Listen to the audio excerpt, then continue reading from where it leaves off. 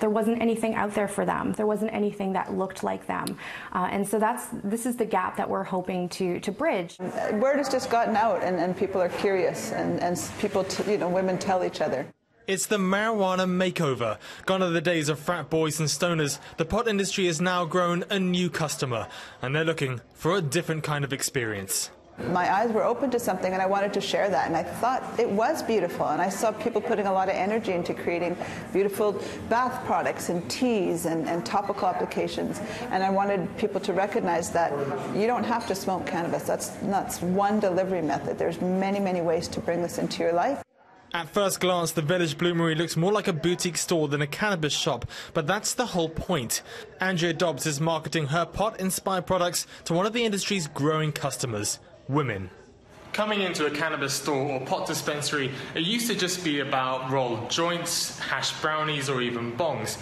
But now there's a new type of store which sells items which are a lot more refined. And while, of course, the customers here vary in gender, there's no doubt that this is quite aimed towards female customers as well.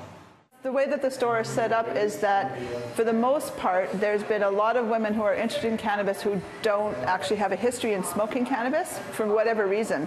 This is about introducing cannabis to people who don't have that experience. And she's not the only one. It's estimated that last year Canadians spent $5.7 billion on marijuana. And with numbers like that, many companies are rushing in to capitalise on the other 50% of the market. This is our summer box, our most Canadian box yet. Marigold Marketing is a PR company that works with women in the cannabis sector. One of their products is called Candora, an exclusive mail-order gift box that includes luxury pot products, as well as cannabis-inspired jewellery for what they call the elevated woman.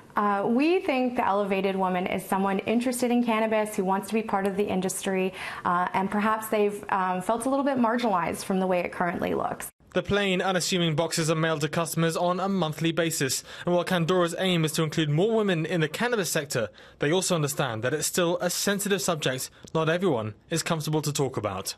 Discretion is important because it's 2018, and even though cannabis is going to be legalized on October 17th, there's still a stigma that's attached to it. But it's that stigma that people like Andrea are trying to persuade women to overcome. Aside from co-owning her own cannabis store, she's also actively involved in groups like Women Grow that work to encourage women to play an active role in the industry, and not just on the poster boards.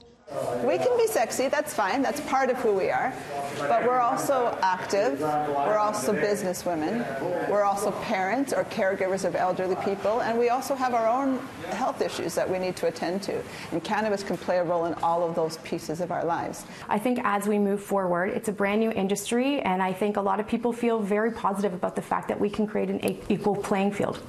In Vancouver, Tom Walsh, City News.